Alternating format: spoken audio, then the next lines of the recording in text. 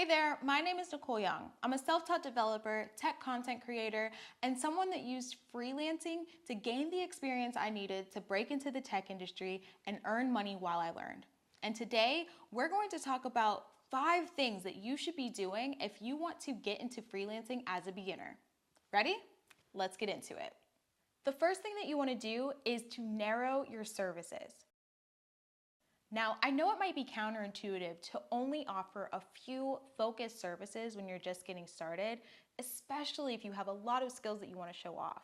But I have found that you'll have an easier time finding clients and meeting their expectations when you do this. The more you narrow your services, the easier it is for clients to decide if you're the right person to help them achieve the outcomes that they're looking for. It'll also help you stand out from competition. What are some specializations in your skill set that you can focus on in order to help you become a more effective freelancer? Leave it in the comments below. Number 2, start with your local area.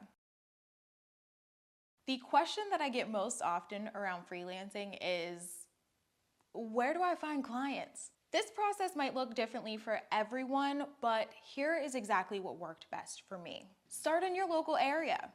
Look for businesses, nonprofits, and solo entrepreneurs that need the skills and services that you're offering.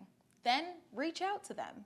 Pitch yourself and try to build relationships and land projects with those people. Even finding some people within your inner circle of friends and family is a great place to get started. The point of it all is to get some of those projects into your portfolio, learn how to communicate effectively as a freelancer, and to get some of those jitters out while you are still building the confidence to put yourself out there. Tip number 3 is to focus on impact and outcomes.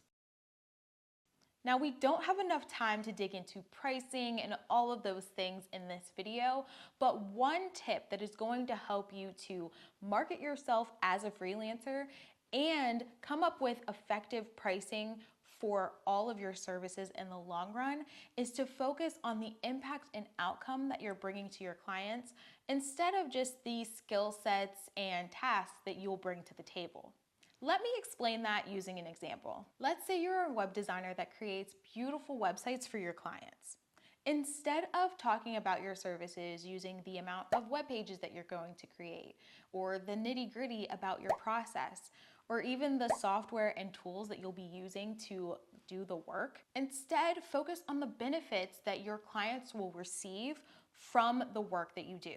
It could be things like having a higher conversion rate, or improving the bounce rate on the website, creating a friendlier, better user experience, or even expertly translating the core branding values into a cohesive design that will last them a long time. You see what I mean?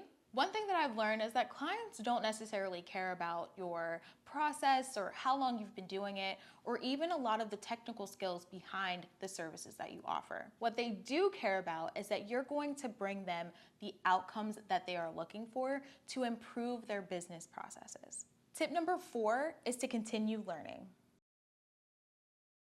It is so important to keep your skills fresh while you are landing and completing client projects as a freelancer. I would suggest signing up for Google Alerts, newsletters, or even platforms that are related to your area of expertise so that you can always stay on top of current and upcoming trends. Also, remember to make regular time to practice new things and to complete projects that are fun for you so that you always stay motivated and inspired. My final tip is also the most important, and that is to start now.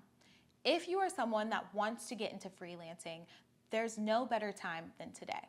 It may feel intimidating or that you don't know enough to get started, but there's so much about freelancing that you won't learn until you just dig into it. Put yourself out there and be confident that you'll be able to handle whatever challenges arise as you take on this journey. The sooner you start, the sooner you'll be able to develop the freelancing business of your dreams. Thanks for sticking around, and make sure you hit the subscribe button so that you don't miss any of the amazing content from Jessie.